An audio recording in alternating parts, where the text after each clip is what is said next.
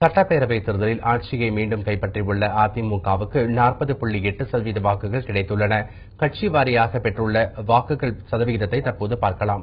தமிழக சட்டப்பேரவைத் தேர்தலில் அதிமுக 40.8% வாக்குகளையும், திமுக 31.6% வாக்குகளையும், அதன் கூட்டணி கட்சியான காங்கிரஸ் 6.4% வாக்குகளையும் பெற்றுள்ளன.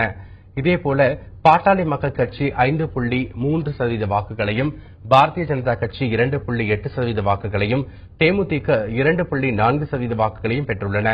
நாம் தமிழர் கட்சி 1.1% வாக்குகளையும், மதிமுக 0.9% வாக்குகளையும், இந்திய கம்யூனிஸ்ட் கட்சி 0.8% வாக்குகளையும், மார்க்சிஸ்ட் கம்யூனிஸ்ட் கட்சி 0.7% வாக்குகளையும் பெற்றுள்ளன.